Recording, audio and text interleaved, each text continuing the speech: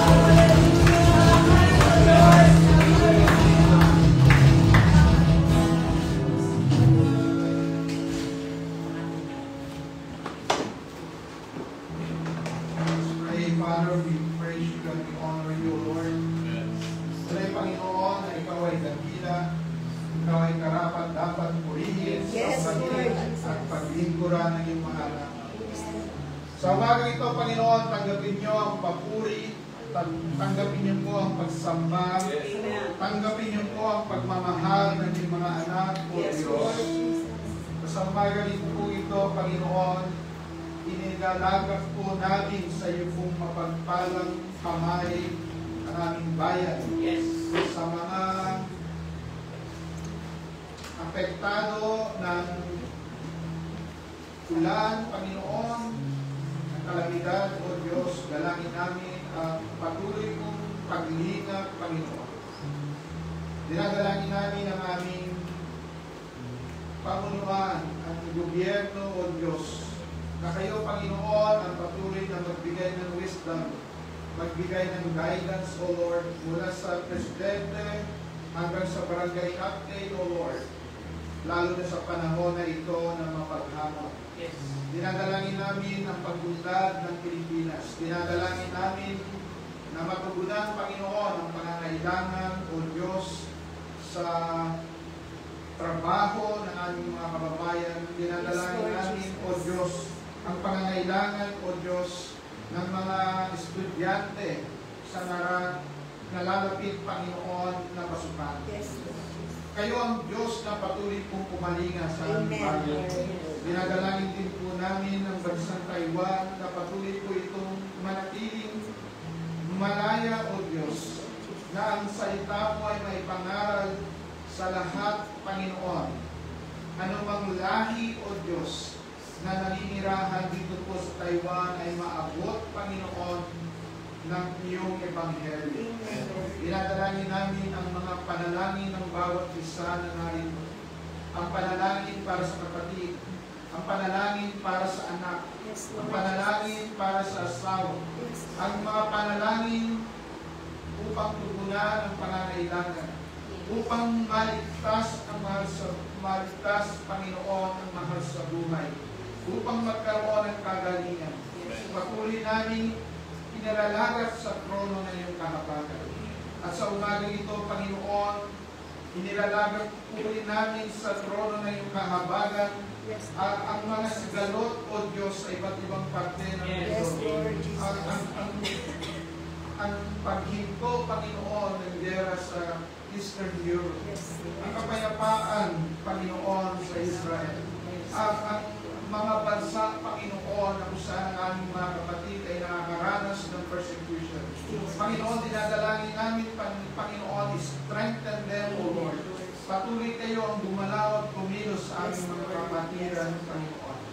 Dinadalangin din po, O Diyos, ang panambahan na ito na inyo po kaming samahan, na inyo po kaming lingapin, na mangusap kayo sa puso ng bawat isa, na lalabas kami dito pinagpala.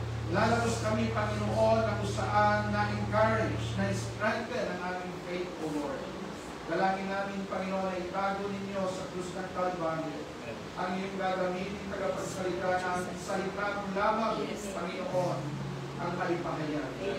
Sa iyo, Panginoon, maingat kong ibabalik lahat ng papuri at pasasalamat. Sa pangalan po ni Jesus. Amen.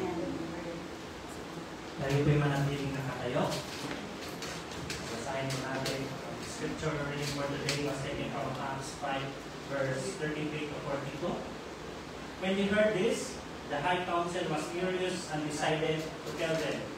But one member of Pharisee named Gamaliel, who was an expert in religious law and respected by all people, stood up and ordered that the men descend outside the council chamber for a while. Then he said to his colleagues, "Men of Israel, take care what you are planning to do to these men. Some time ago, there was that fellow Judas who pretended to be someone great. About 400 others joined him, but he was killed, and all his followers went their various ways. The whole movement came to nothing. After him, at the time of the census, there was Judas of Galilee. He got people to follow him, but he was killed too, and all his followers were scattered. So my advice is, leave these men alone. Let them go if they are planning and doing these things merely and on their own. It will soon be overthrown. But if it is from God, you will not be able to overthrow them. You will even find yourselves fighting against God. The others accepted his advice. They called in their apostles and had them flogged. Then they ordered them never again to speak the name of Jesus, and they let them go. Verse 41, the apostles left the high council rejoicing that God had counted them worthy to suffer disgrace for the name of Jesus. Verse 42, and every day in the temple and from the house to house, they continued to teach and preach this message: Jesus is the Son. Amen. Thanks be to God. Amen. Amen. Good morning po. Jesus is the Messiah. Amen. Si Jesus po ang ating kaligtasan. Si Jesus po ang pinili ng Diyos. Si Jesus po ang siyang dahilan bakit tayo nagkakatipon. No? Sa araw na ito, ito po ay June 8, exactly 7 weeks mula ng Resurrection Sunday. At every 7th week mula doon sa Resurrection Sunday ay sineselebrate yung Pentecost Day. At gaano kahalaga ito, yung Pentecost Day o Pentecost Sunday? No?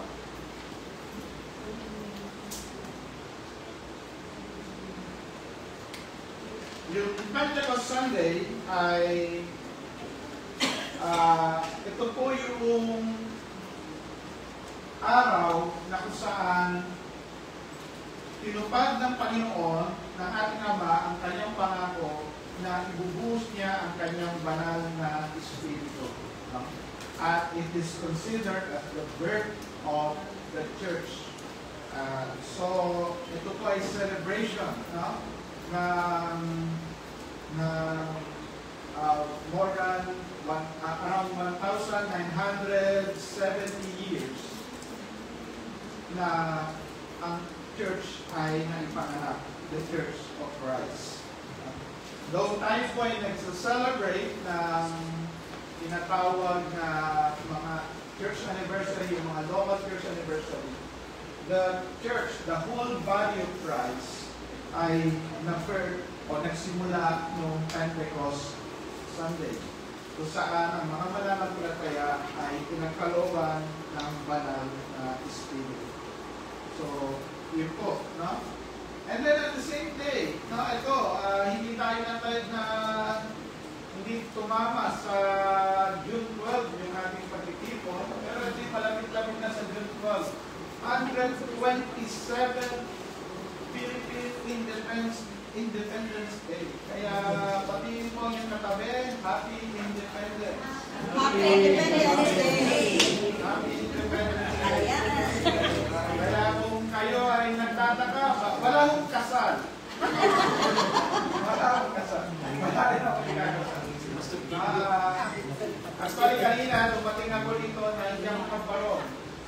At yung mga babae ay naka-Pilipinyana. Sabi ko, hindi naman natin sinabing Pilipinyano. Kaya Pilipinyana lang. Babae lang. Tayo po ay magpapatuloy sa pag-aaral sa ating series sa Book of Acts. Tayo po ay nasa Acts chapter 5. Medyo mahaba yung Acts chapter 5. No, 42 verses siya. Tama-tama yan. Siguro maya-maya bago mag-alauna ay tapos na tayo. Pangako ko yun, bago mag-alauna tapos na tayo. Okay. So, ang summary niyan,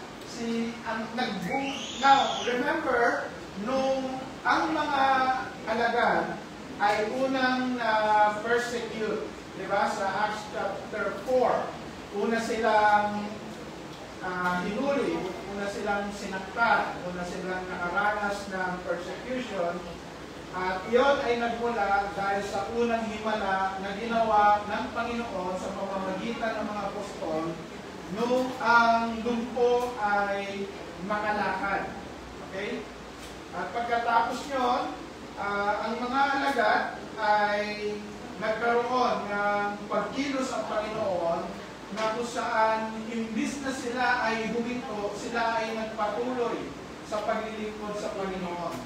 And then, nagroon sila para maunawaan natin yung Acts 5 verse 1 to 11, nanggagaling iyon doon sa Acts chapter 4 na kung saan yung mga mananampalataya na may kakayanan ay nagbibigay extra, nagkakaroon ng extra provision, dahil yung iba na may mga pagmamayari, yung iba na mayroong pagmamayari lupain, may pagmamayari, kung ano man yung pagmamayari ay kanilang binibenta upang tugunan yung pangangailangan ng early church ng panahon na yun.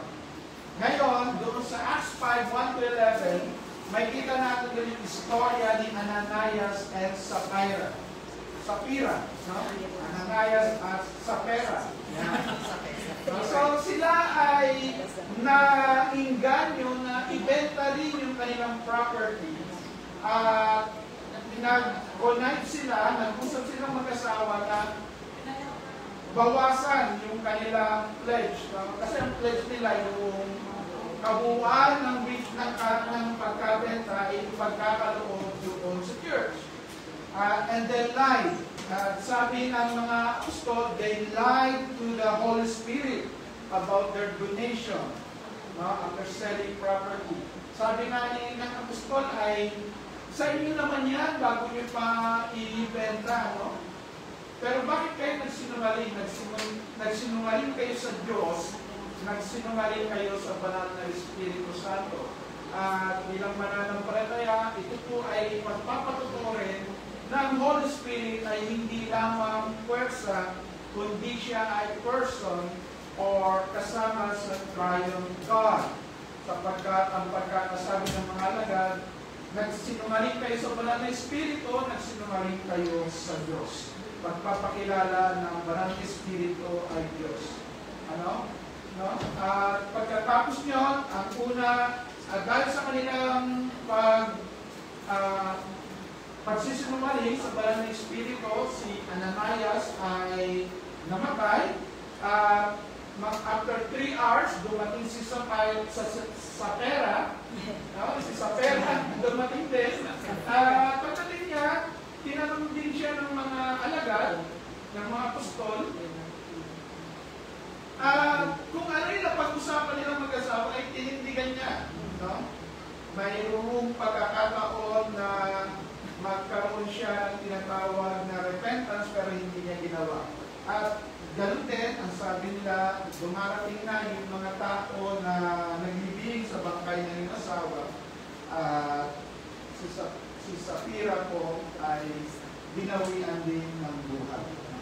So pagkatapos niya, nung ma-purified na yung church, there was a strong move of the Holy Spirit through the apostles. No? God worked miracles and wonders among the people and many came to faith. Yung mga, dahil marami na ang nakoconvert, yung mga religious leader ay nag-jealous, no? And they arrested and jailed the apostles. So ito na yung pangalawa. No? But the angels set them free. Doon sa 24 to 40, they were brought again to the council nung makita nila na nangangaral si Pedro at Juan, pagkatapos sila ay makulong. At doon ay sinaktan ulit sila, pinagbawalan na not to speak in the name of Jesus. And then, pero doon sa 41 and 42, they never stopped teaching and telling the good news that Jesus is the Messiah. So, tapos na. At pagpili na. No? Wala pang buwan. Tapos na ako. Ang summary. Okay, punta na ho tayo sa salita ng Panginoon. Gospel proclamation. So, it is unstoppable. It will be unstoppable. Bakit kaya? Una, alihin natin that gospel proclamation is not just mere work of man. It's a work of God through His church. Amen. Nung bungad ng Panginoon sa mga alagad, huwag muna kayong umalis sa sa Jerusalem, hintayin ninyo yung pinangako ng Ama, ang banal na Espiritu. Sinabi niya sa Acts 1:8, but you will receive power when the Holy Spirit comes on you, and you will be my witnesses in Jerusalem and in all Judea and Samaria and to the ends of the earth. Alam niyo po, kung hindi ito isulat sa Book of Acts, masasabi natin na ito yung sinulat para sa mga Pilipino. Kasi isa ang Pilipino kasama ang Chinese at Indian na kalat sa buong mundo. Amen. At sabi nila, walang barkong malaki na walang Pilipino. Yeah. No? So, ito talaga, kaya tayo ay kaya nga yung appropriate yung ating pangalan eh. Mula doon, kung ang titignan natin ay mula sa Evangelist Philip yung ating pangalan. Na si Philip, tayo ay Pilipinas. No? Pinili at pinino ng pagpanangunan. Pinili upang maging OFW. Ano yung sabi ng OFW? Pinili ho tayo para maging Overseas Filipino Witnesses. Kaya yung katabi mo, witness yan. No? Amen. Kaya, gising-gisingin mo, kapatid, ikaw ay mag-witness, huwag kang matulog. Okay, ginawa natin. Anong ginawa ng Panginoon? In verse 12, sabi dito, and through the hands of the apostles, many signs and wonders were done among the people, and they were all with one accord in Solomon's porch. Yet none of the rest dared join them, but the people esteemed them highly. Now, sa verse 13, as if, walang nag-join sa kanila. Pero pagdating sa verse 14, and believers were increasingly added to the Lord, multitudes of both men and women. Na tingnan natin ang pagkakasulat. Ang mga mananampalataya ay idinadagdag sa Panginoon at idinadagdag din ng Panginoon. No? Ang bawat mananampalataya. Kaya nga po sa ating panambahan, ang central nating sinusuyo ay ang Panginoon. Bakit? Kasi ang pangako ng Panginoon, if I will be lifted up, I will draw all men to me. Although ngayon sa ating kapanahunan, sa mga bagong panahon, there are different approaches kung saan nagiging seeker-sensitive o na ang sentro ay nasa seeker. No? And yun naman ay ginamit din ng Panginoon. But dito, during this time, those who seek Jesus, ang Diyos naman ang nag-aad. So sabi na sa verse 15, so that they brought the sick out into the streets and laid them on beds and couches, that at least the shadow of Peter passing by might fall on some of them. No? Kapag naglalakad si Pedro, yung kanyang shadow, no? Yung kanyang anino, ang matamaan ng kanyang anino ay dumagay. It's such a powerful move. After purification ay empowerment. At makita natin that through the hands of the apostles, God worked and the number of believers increased. Napaka-importante yun. It is God working through His people. It is God working. Ang grace po, tayo po ay sa panahon ng grace na hindi ho yung ating personal strength ang ginagamit natin sa Panginoon, kundi we allow the strength of God to empower us, to strengthen us, para makapaglingkod tayo sa Kanya. Okay, tingnan pa ho natin ang ginagawa ng Panginoon. No? Pag yan ay gawa ng Panginoon, He is the one who will draw needy people. Sabi nito, so that they brought the sick out into the street and laid them on beds and couches, that at least the shadow of Peter passing by might fall on some of them. Verse 16. Also, a multitude gathered from the surrounding cities to Jerusalem, bringing sick people and those who were tormented by unclean spirit, and they were all healed. Na ang Diyos ang nagpagaling. Alam niyo po, ang isang tao na mayroong personal testimony ay hindi mababali ng isang tao na meron lamang argument. Kasi yung pagtotoo mo ay pagtotoo mo na experience mo, na yung katotohanan na natutunan mo sa Panginoon. No?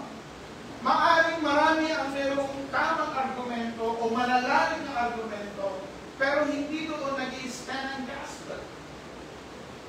Ang sabi ni Jesus, you will know them by their fruit. No? Kahit na sabihin pa ng isang halaman, ako isang halaman, ako isang magandang bulaklak. No? Pero pagkatignan natin yung bulaklak na yan, at mapil natin, 3 buwan na hindi pa natutuyo, ay, gospel pala. Diba?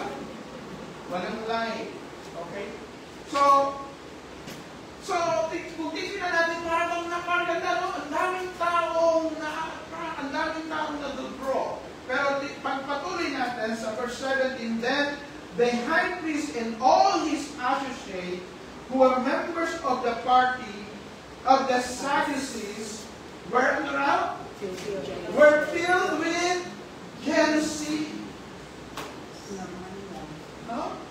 Nagselos na yun itong mga high priests, yung mga religious leaders. Anong ginawa nila sa apostles? They arrested the apostles and put them in the public jail. God's work will not only draw people in need, but God's work will attract resistance. Kaya kung kaya nga po ang gospel, pagka inilalatag sa public, dalawa lamang yan. Either paniwalaan mo o kamuwian mo. Bakit po? Kasi ang gospel is very disruptive. Very disruptive po ang gospel. The true gospel of Jesus Christ is very disruptive. Why? Because it points to people that they are sinners. And that is very disruptive. Mamaya pa pala yun. Pangatlo, makikita natin dito, God has ways to continue His work. Sabi dito, but during the night, an angel of the Lord opened the doors of the jail and brought them out. Go stand in the temple court, he said, and tell the people the full message of this new life. No? So nakulong sila, at sila ay pinakawalan ng mga anghel. Now, mga kapatid, no? Hindi ibig sabihin na makukulong tayo ay pakakawalan tayo ng anghel. Pagka binasa ho natin yung buong book of Acts, there are times, no, katulad ni James, ay pinatay. Katulad ni, no? Katulad ng ibang mga alagad ay pinatay. Baka kunin natin ito out of context. Sabi, Lord, sila ay pinalaya mo kami, nila palayain mo din. No? Sa ating patuloy na pag-aaral sa Book of Acts, makikita natin sa iba't ibang pamamaraan, magpapatuloy ang Ebanghelyo dahil ito ay kagustuhan ng Diyos. God has ways to continue His work. Okay, pangalawang punto, no? Gospel proclamation is disruptive. Pag sinabi po natin disruptive, nakakagulo. No? Sabi ni Jesus Christ sa kanyang mga alagad, akala niyo ba napunta ako rito para pagkaisay kayo? Hindi! Magkakagulo, magkakahati-hati, yung sa pamilya magkakahati. No? Alam niyo po sa unang pagkakataon, pagka ang gospel ay pumasok sa isang pamilya, halimbawa, ang gospel ay pumasok muna sa isang tatay. Pagka ang gospel ay pumasok sa isang tatay, mas madali yung conversion ng buong family. Parang doon sa Philippian leader. No? Madaling madala. Pero paano pagka-anak? Pagka-anak, usually yung mga magulang gagamitin nila yung magulang card. Ako na kami sa inyo. Diba? Gagamitin nyo. Gagamitin din ng ibang mga kapatid. Ano pa ba? Humiiwalay ka naman. Why? Because Ikaw ang unang nakakilala. Pero sabi ni Jesus Christ, John 15, verse 20 to 21, remember the words I spoke to you, no servant is greater than his master. If they persecuted me, they will persecute you also. If they obeyed my teaching, they will obey yours also. Now, dalawa po yan, no? Kaya pagka inilalatan yung gospel, is either they will believe or they will oppose. Wala mong middle ground. Pagka nakipang ngaral ang pure gospel ng ating Panginoon. Kaya mga kapatid, sabi ro, balikan natin, sa verse 20 sabi ro, go stand in the temple courts, he said, and tell the people the full message of this new life. Now remember, ang Diyos ang nagpapasabi doon sa mga apostol na ipangaral nila ang kabuuan ng bagong buhay na ito sa pamamagitan ni Kristo Jesus. And they obeyed. No? Sinunod nila. Sumunod sila sa Panginoon. At sa kanilang pagsunod, ano ito nangyari? Sabi sa verse 25, then someone came and said, look, the men you put in jail are standing in the temple courts teaching the people. At that, the captain went with his officer and brought the apostles. They did not use force because they feared that the people would stone them. So mga kapatid, obedience comes at a cost. No? Obedience comes at a cost. Sometimes distress, many times criticism, and you magkakaroon ng harassment. Pag ikaw ay nagbabahagi ng salita ng Diyos, makakaranas ka ng harassment. So, anong gagawin mo natin? Huwag na mag-share ng gospel. Hayaan mo na lang sila. Papunta na lang sila sa magiging ano lang naman sila eh. No? Ako ay dagdag doon sa impyerno. Pero hindi po yan ang panawagan natin. Ang panawagan mo natin, sabi ni Jude, is snatch them out of the fire. Meron mo tayong duty, meron mo tayong obligation. No? At yun po, sinunod nila. Yung ba, pagka-obedience, pagka nag-obey ka sa Panginoon, you will be blessed.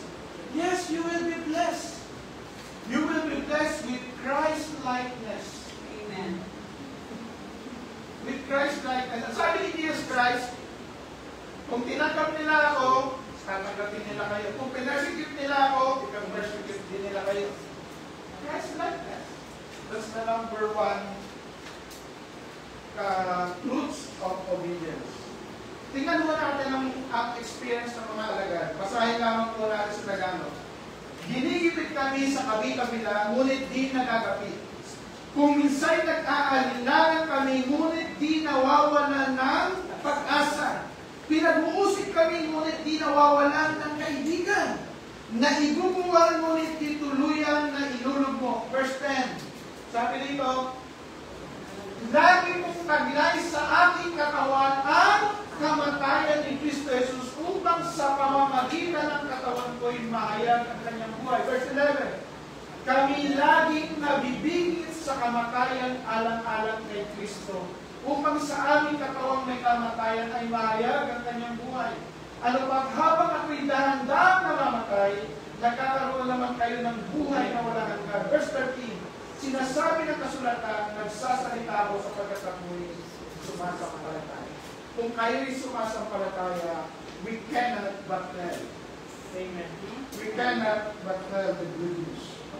At there are times talaga, meron akong hindi makakalimutan pagbabahagi ng Ebanghelyo. Nung ako ay kolehiyo, papasok ako sa PUP. So, I take that time para magbahagi ng mga proyekto at mag-share ng gospel habang nasa gift. Nung pagbaba ko, mayroong dalawang nakaputi na bumaba rin. Dahil ako noon ay napakapayat nung panahon na yun. Nung college na yun. Mayroong dalawang nakaputi, talagang pinagpigpitan ako, isa dito. Hindi magsumanuntok, pero yung dibdib nila ay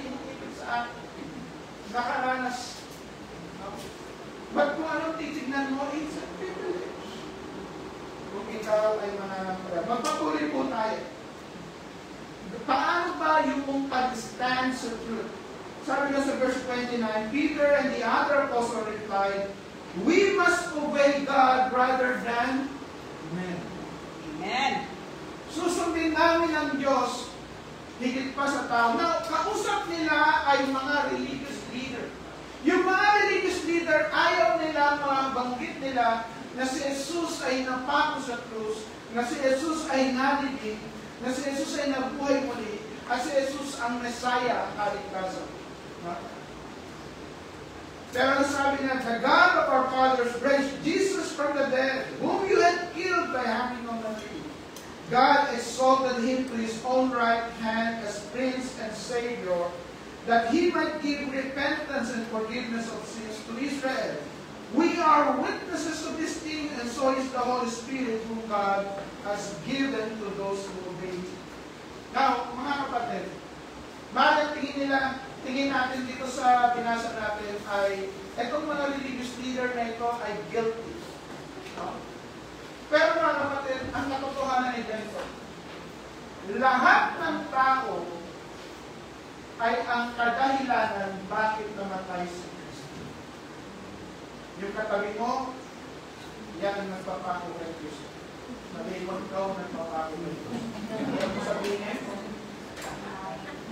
Lahat po tayo ang dahilan bakit napako si Kristo sa cross. Kaya nga, the gospel is very disruptive. Why? Because it points people that all people are guilty. Amen. Lahat po tayo ay guilty.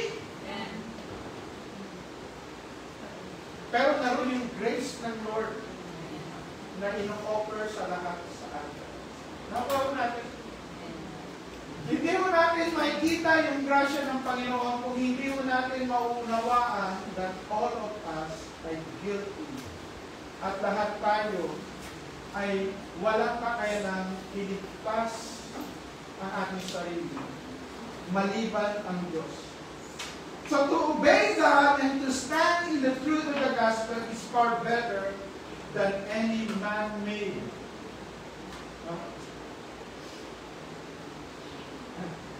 Nagpuro pa pala ako, no? Gospel proclamation can lead to what? To opposition from those who are comfortable with the status quo and fear of faith. They're very disruptive. Gospel proclamation is very disruptive. Kasi kung ang mga tao ay safe na, diba? May position. Ako ay may position na, kukuya-kuya-kuya na lang ako. Parang nung panahon ng mga Kastila, na mga Pilipino na medyo may kakayanan ay nakadikit. No? Ngunit may ilang mga kabataan ang kinaugnay ng Panginoon, no? Upang makita yung paglaya ng Pilipinas. Alam niyo ba,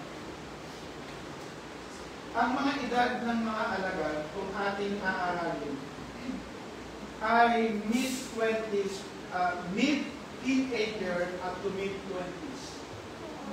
Ang matanda lamang doon, marahil ay si Matthew. Pagkainaral mo natin, si Matthew, si Peter na asawa, si Matthew ay tax collector. Pero karamihan mo sa kanila ay kabataan. At kung sila po ay nangangaral, no, nagkaroon ng citywide gospel saturation, no, sila po ay kinwestiyon ng high priest. Ang sabi ng high priest, we gave you strict orders not to teach in His name.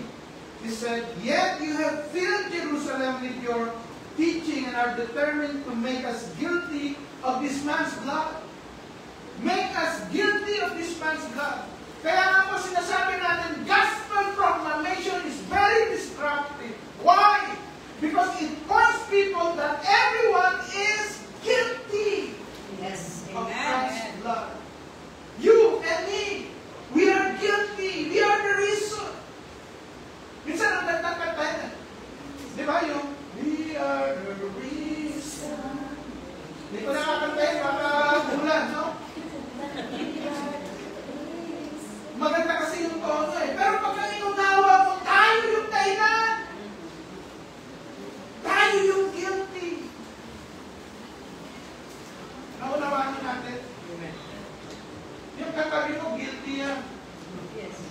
Pag hindi niya naramdaman na guilty siya doon sa kamatayan ni Kristo Jesus, unbeliever yan. Because only pagka naunawaan mo na part ka doon sa binayaran ni Kristo Jesus sa krus ng Kalbaryo, therefore you are guilty, doon mo ma-experience yung grace. Pag hindi mo naunawaan yung pagiging guilty mo, hindi mo ma-experience yung grace na binibigay ng Panginoon. Nakuha natin? Amen. Kasi doon mo maunawaan, wala akong kakayanan. Walang dahilan upang ako'y mahalin, pero minahal ako ng Panginoon. Katulad ko ay taga Nineveh. Alam niyo po, nung pinapapunta ng Diyos si Jonah, ayaw niya pumunta sa mga taga Nineveh. Bakit? Malulupig yung mga tao na yun. They're bad people. Pero God's grace is greater than the biggest sin and the biggest sinner in sa mundo. Yun po yun. No? But, pagka inilalatag natin yun, ayaw yun ng mga status nung safe na. No? Yung ayaw magbago, they will change. Ayaw magbago, bakit? Baka ako ay persecute. Baka ako'y sabihin ng mga kaibigan ko, oh, nagbabait ka. Oh, galing. Magkasama nga tayo mo, no? Pero yung dahilan, pag-press the Lord ka na lang.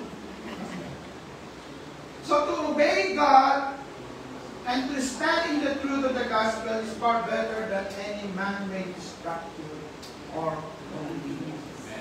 We must obey God rather than men. Pero habang sila inililitis, in the providence of God, an unlikely ally from within arise. Si Gamaliel.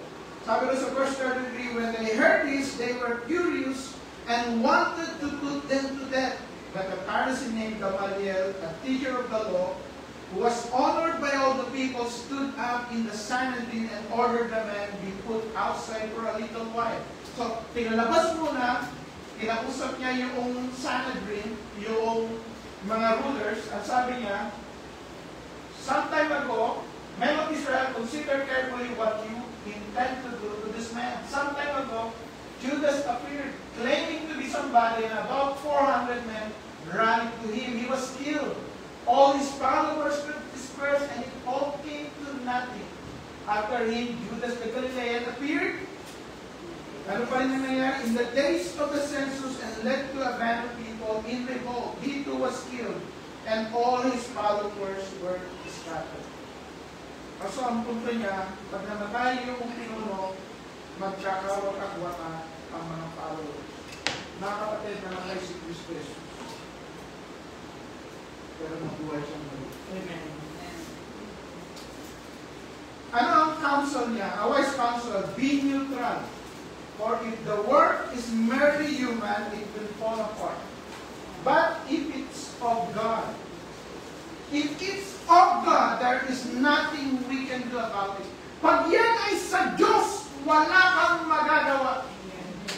Amen. Tayo pa yan yung Eva at Adan. Pag yan ay gawa ng Diyos, wala kang magagawa. Amen. Amen. Basahin po natin, therefore in the present case, I advise you, leave these men alone, let them go. For if their purpose of activity is of human origin, it will fail. Pag yan ay sa tao lang, mawawala yun. Verse 39, but if it's from God, you will not be able to stop this man. Amen. You will only find yourself fighting against God. His speech persuaded them. They called the apostle in and had them flogged. Then they ordered them not to speak in the name of Jesus and let them go. Yung third part, persistent proclamation. Persistent gospel proclamation is the nature of the Great Commission. Doon sa Matthew 24 verse 14, After Jesus told them that there will be wars, rumors of wars, there will be earthquakes, there will be famines. Kinunclude ni Jesus Christ yun, no?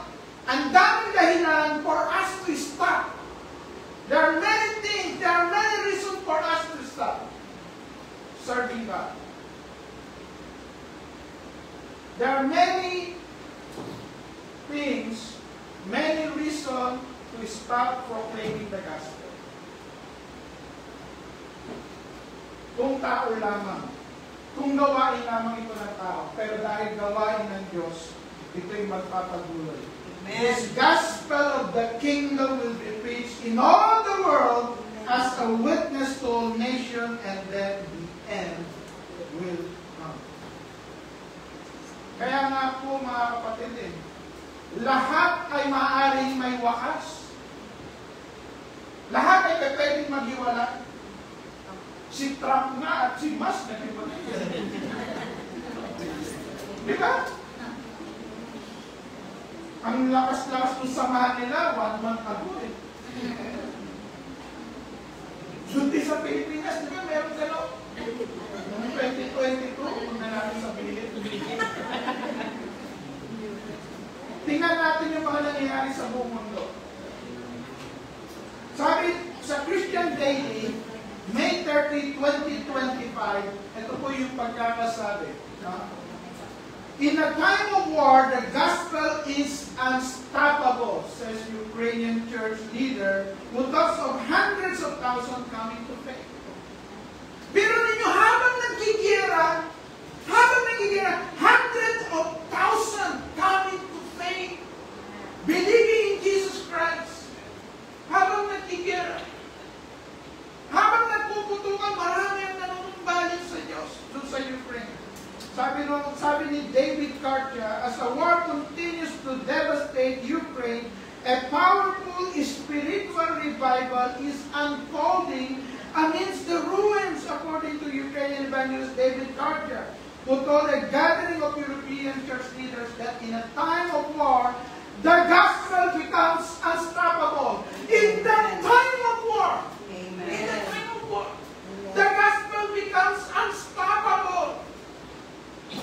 Amen? Amen. Hindi mo tayo maihiwalay. Saan man tayo galing? Galing ka man sa Sub-Saharan o sa European, hindi mo tayo dapat maghiwalay mo. Amen. But we are united in Christ. Amen. We are Christians. Ano pa makikita natin? Sa isa pa, bansa, North Korea. Sabi sa report, last month, persecution.org, International Christian Concern, in the face of unimaginable adversity, the faith of North Korean Christians shines brightly. Their unyielding commitment to the gospel, somehow, unyielding commitment to the gospel, despite the regime's effort to silence them, is a testament to the unstoppable power of the gospel. Amen. Bakit po? Kasi kahit na sila ay nakakulong sa bansa na pinagbabawalan ang gospel, they were able to experience true freedom in Christ. Amen. Sabi ko rin sa Galatians 5 verse 1, it is for freedom that Christ is set. Pagka nakawala yung ating kaluluwa, espiritu sa kaligtasan ng kasalanan, yun ang tunay na kalayaan. The gospel is unstoppable. Verse 41. The apostle left the Sanhedrin rejoicing because they had been counted worthy of suffering disgrace for the name. Hindi ko sila nagsabi, oh, kawawa naman kami, hinampas kami. Wala akong gano'n. Tingnan mo, pagkatapos silang makulong, pagkatapos silang magpasin, ano sabi ko? The apostle left the Sanhedrin rejoicing. No? Walang pa-victim effect. Uso ngayon, pag-victima, di ba? Wala naman. They are rejoicing because they have been counted worthy of suffering disgrace for the name. Sabi ni Peter, for God called you to do good even if it means suffering just as Christ suffered for you. He is your example and you must follow his step. Mga kapatid, suffering for Christ is part of Christian life. Suffering for Christ is part of Christian life. The fact is, it is privilege to suffer for Christ. Therefore, we must embrace it. Amen? Kaya ngayon nga lang, di ba?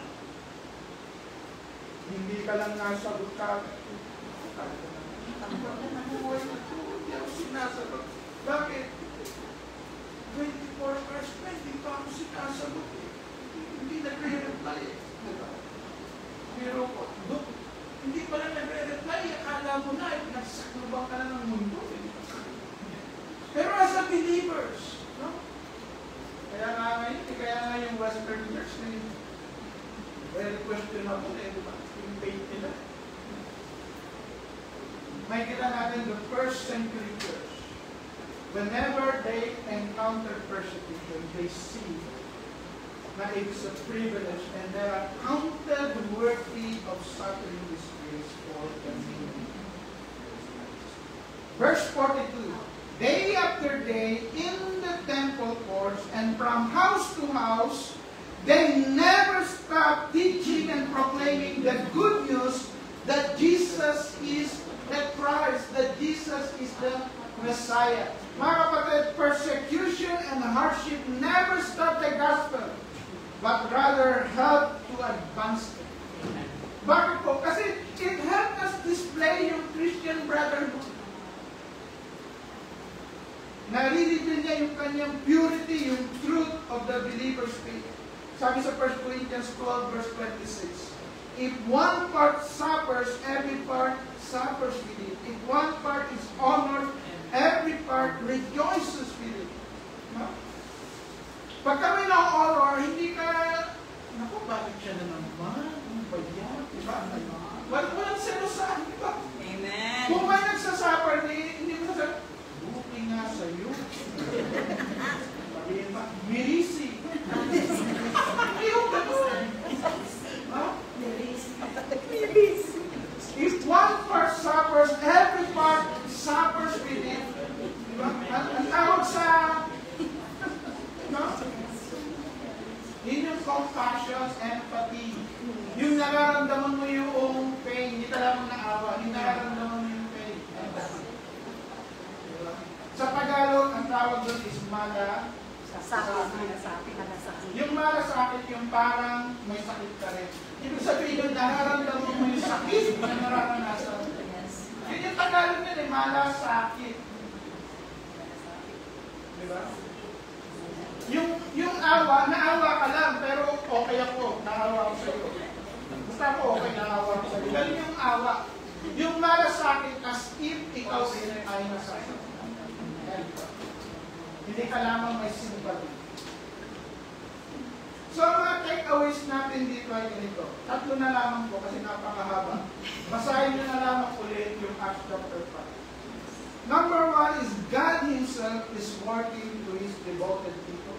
People who are committed to Christ, committed to the gospel, and committed to one another. Amen.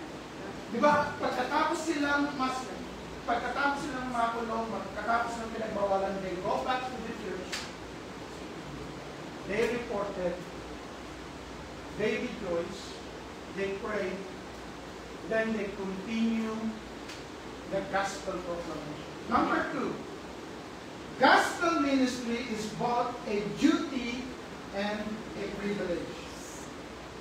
For whom? For those who pursue Christ. Therefore, let us persist in this pursuit. Persist means to not let anything stop us, bother us. Bakit po? Kasi alam natin na yung ginagawa natin will last. Dahil alam natin, yung iniipon natin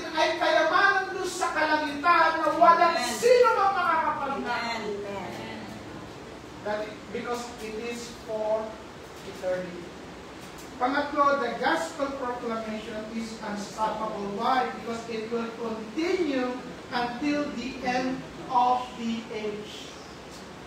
Walang bansa na makapagsasabi, bawal ang pangangaral dito. Alam niyo po, this year, yung hindi mo maiisip na mangyayari, this year, mismo ang Saudi Arabia, ang sentro ng Islam ay nagpapagawa, they are building an evangelical building. Evangelical church where Christian could worship. Hindi mo maiisip yung bakit? Kasi nandoon yung holy. Ang holy city nila.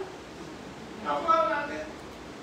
Hindi mo natin maiisip siguro, oh, Ukraine, sa Ukraine, nakakaawa, binigyan mo ba sila? But hundreds of thousands are coming to Christ.